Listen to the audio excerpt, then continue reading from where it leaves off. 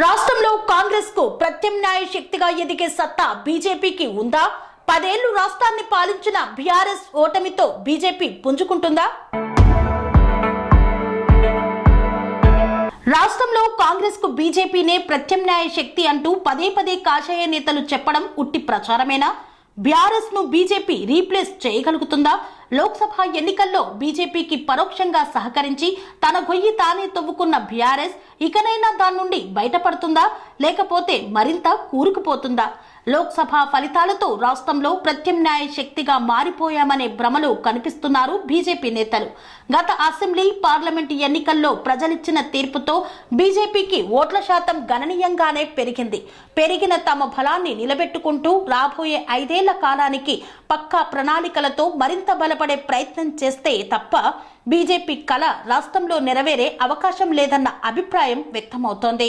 ఇప్పటికే దేశంలో బీజేపీ ప్రభావం తగ్గుతున్న పరిస్థితులు కనిపిస్తున్నాయి. అంతేకాదు వచ్చే 5 ఏళ్ల కాలంలో రాజకీయ పరిణామాలు ఏ విధంగా ఉంటాయో తెలియని నేపథ్యంలో రాష్ట్ర బీజేపీ నేతలు వాపును చూసి బలుపు అనుకుంటే మాత్రం పప్పులు కాలేసినట్టే అవుతుంది. లోక్సభ ఎన్నికలపై ఉన్న శ్రద్ధ బీజేపీ అధిష్టానానికి అసెంబ్లీ ఎన్నికలపై ఉండదనే స్పష్టత ఈ 10 ఏళ్ల పరిపాలనలో స్పష్టంగా కనిపించింది. ఇప్పుడు అదే ధోరణిలో జాతీయ నాయకత్వం ముందుకు వెళ్తే మాత్రం తెలంగాణలో బీజేపీ బలపడడం అసాధ్యమనే అభిప్రాయాలు వ్యక్తమవుతున్నాయి.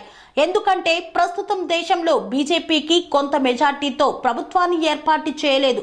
దాని ప్రభావం ఖచ్చితంగా తెలంగాణపై పడే అవకాశాలు ఎక్కువగా ఉంటాయనే టాక్ వినిపిస్తోంది.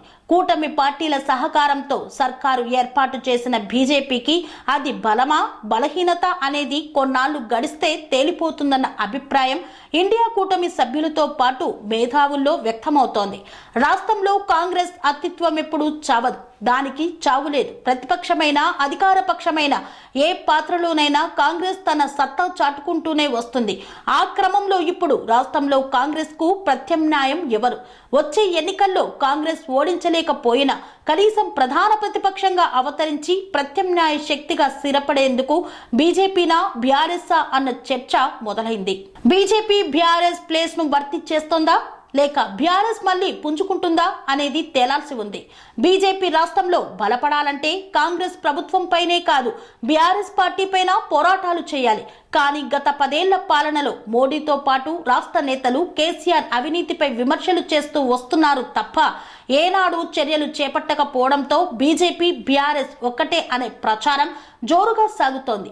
ఆ ప్రచారమే గత అసెంబ్లీ ఎన్నికల్లో బీజేపీ అనుకున్న లక్ష్యానికి గండి కొట్టింది. 30 సీట్లన్నా గెలుస్తామన్న బీజేపీ 8 సీట్లతో సరిపెట్టుకోవలసి వచ్చింది. మరోవైపు లోక్సభ ఎన్నికల్లో బీజేపీ 8 సీట్లు దక్కించుకొని బలం పెంచుకున్నప్పటికీ విమర్శలు తప్పడం లేదు. బీఆర్ఎస్ పరోక్ష సహకారంతోనే బీజేపీకి ఎంపీ సీట్లు పెరిగాయంటున్నారు. కాంగ్రెస్ ను కట్టడి చేయడానికి బీఆర్ఎస్ తన ఓటు బ్యాంకును డబ్బులు పంచి మరీ బీజేపీ వైపు మళ్లించిందన్న టాక్ ఉంది. దీనికి తగ్గట్టే బీఆర్ఎస్ డిపాజిట్లు కోల్పోయిన స్థానాలను బీజేపీ దక్కించుకుంది. దాంతో బీఆర్ఎస్ బీజేపీ బీ టీం అన్న ప్రచారానికి మరింత ఊతం చేకూరుతోంది. ప్రస్తుతం ఉన్న పరిస్థితుల్లో తెలంగాణ ప్రజలు మళ్లీ కేసీఆర్ పాలనను కోరుకునే పరిస్థితి కనిపిస్తోంది. కోల్పోయిన స్థానాలను బీజేపీ దక్కించుకుంటుంది. దాంతో బీఆర్ఎస్ బీజేపీ బీ టీం అన్న ప్రచారానికి మరింత ఊతం చేకూరుతోంది. ఇట్లాంటి పరిస్థితుల్లో రాష్ట్రంలో బీఆర్ఎస్ మళ్లీ బలపడటం అసాధ్యమే. మరి ఆ పరిస్థితిని బీజేపీ క్యాష్ చేసుకోగలుగుతుందా? బీఆర్ఎస్ స్థానాన్ని రీప్లేస్ చేయడానికి ఇప్పటికైనా వ్యూహాత్మకంగా అడుగులు వేస్తుందా అనేది వేచి చూడాలి.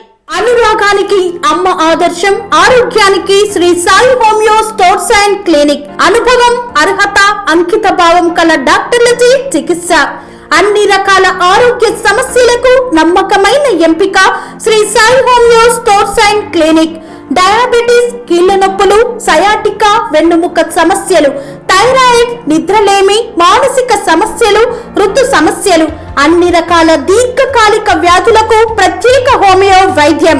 అందరికీ అందుబాటులో అంతర్జాతీయ హోమియో వైద్యం Shri Sai homeo stores and clinic. మీ ఆరోగ్య సమస్య ఏదైనా ఇప్పుడు పరిష్కారం సాధ్యం. సైడ్ ఎఫెక్ట్ లేని వైద్యంతో సంపూర్ణ ఆరోగ్యం కొరకు సంప్రదించండి Shri Sai homeo clinic and stores, Bhavani Nagar, Ambedkar Nagar road, old Alwal, Secunderabad. సంప్రదించాల్సిన ఫోన్ నంబర్స్ 9000751751. మరియు 9000422525.